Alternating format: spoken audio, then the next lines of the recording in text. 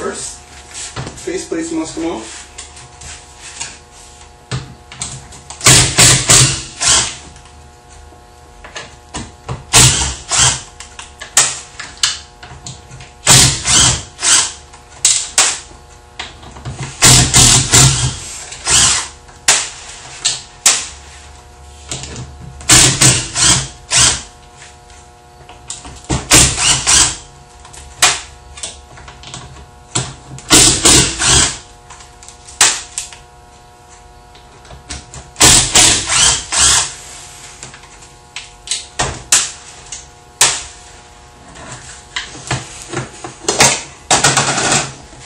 Again, you rotate it so you can get a peel.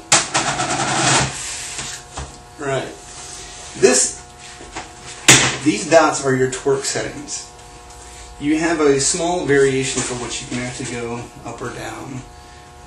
Higher speed suppressed guns sometimes operate really high speeds, and so you may need to do that for a certain range of guns, but standard traditional guns, this setting works for a pretty wide range to very high speed guns. But if there were the situation where for some reason it's just not doing it, it is adjustable, and you would do it this way. These turn this way. These turn this way.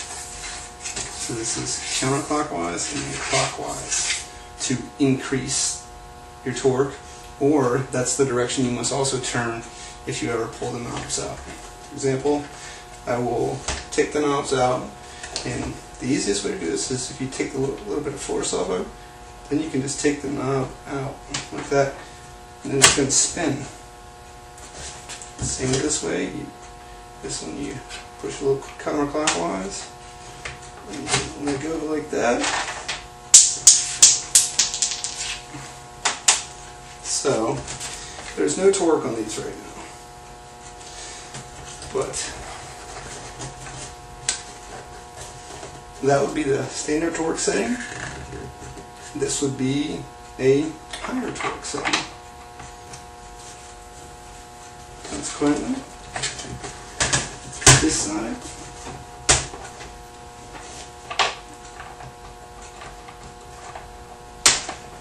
is a higher setting.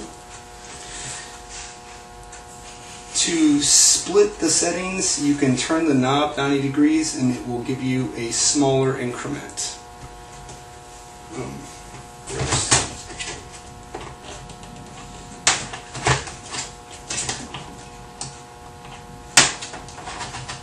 Okay, then you will stand it up.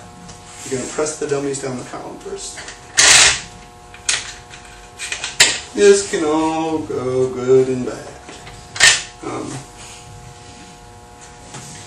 So sometimes I would, if you had one that all the dummies made it down, just go ahead and take that one out first. You'll do nearly one revolution and give it some momentum, and then it'll kick the sear out. Do another revolution, then you need to hit the stop and pull out directly. It is the left drum assembly. Okay, on the right, kind of gave me a pain, so since it's on the right, I will tilt it on the right and do this.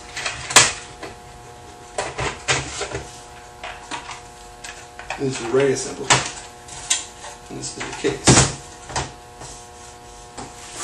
Take a pointy feature like this, and this is the feed chute. So you first want to disengage these tabs, and then these tabs. It's just how it has to be done. So I'll pop that, I'll pop that, and hold it.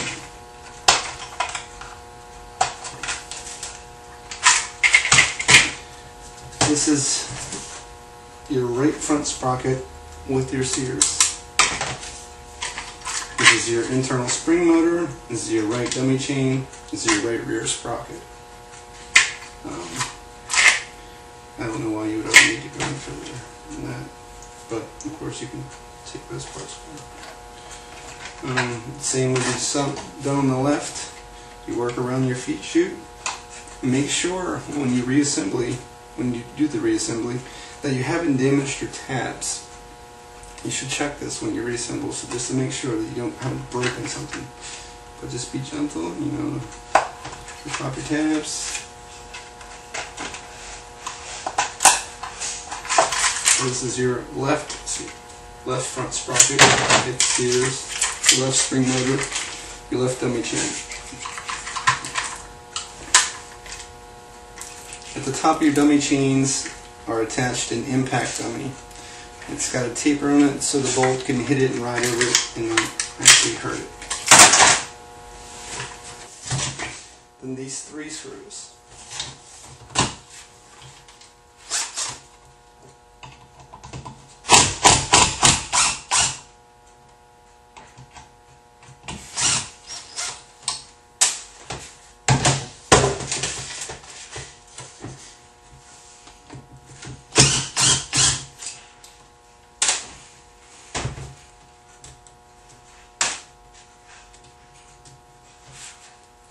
The 2 long tower screws you need to be very careful with and go very slow.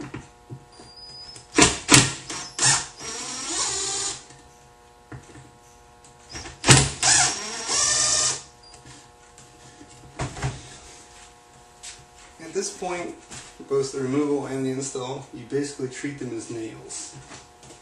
Just take a hammer, but be sure not to, bend. Get it going, and pull it out.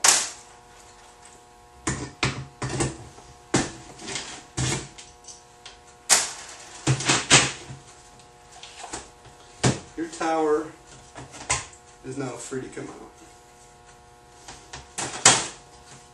What you have now is a trap system as revealed. So you can dump it out.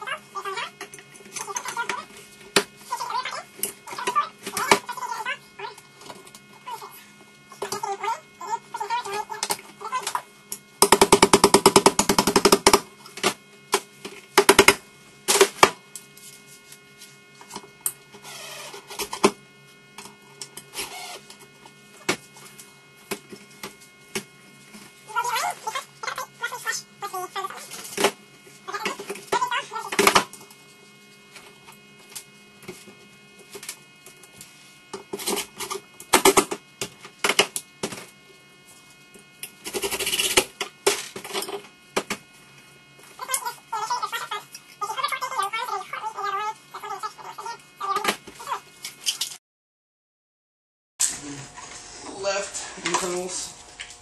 Again, you're actually going to do the feed opening last. Well, actually, you do around the feed opening first.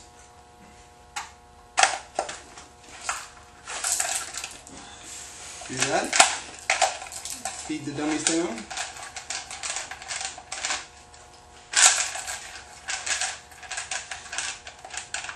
Into the drum.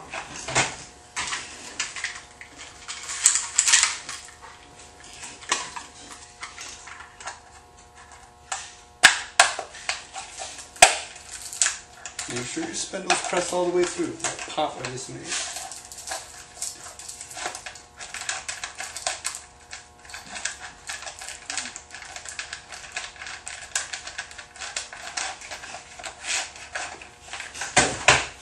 So, in making sure your spindles are protruding through the back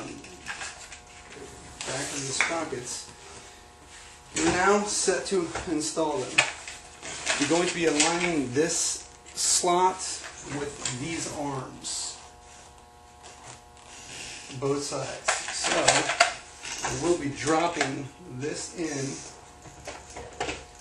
directly on that. And you press all the way to the rear, you rotate, and you hear a lock. Repeat on the right side. Again, I'm lining that slot with these arms.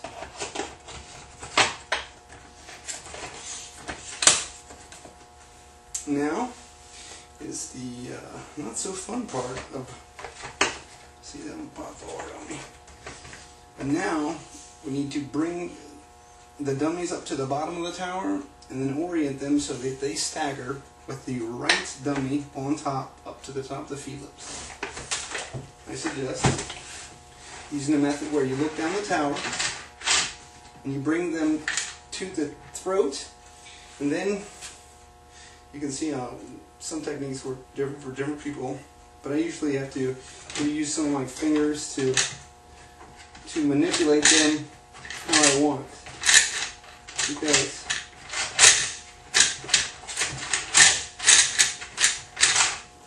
this can be a very painful process sometimes. Okay. Let's try it real this time. Alright. Put the right dummy on top. Almost.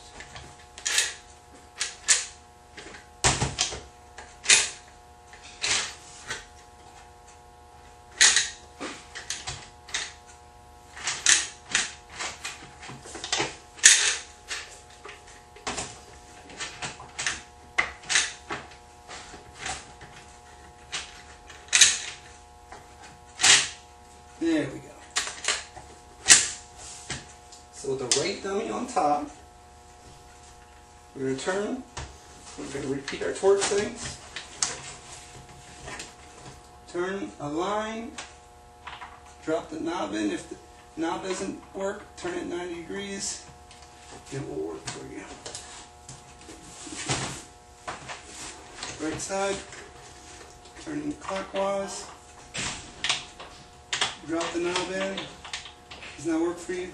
Again. So you now have the torque settings established, and you should then try to make sure that your dummy's properly at the tower, and now you're ready for reinstalling the face plates. Again, on the face plates, they're the same left or right. Left, you take the L and you put it down. Right, you take the R, you put it down.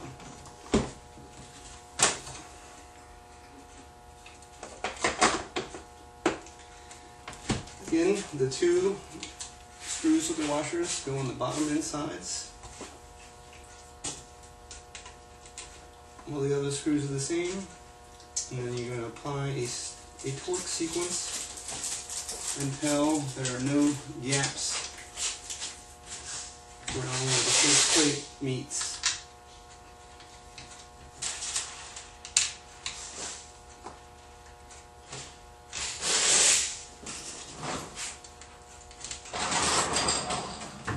Alright, and then you just apply a torque sequence.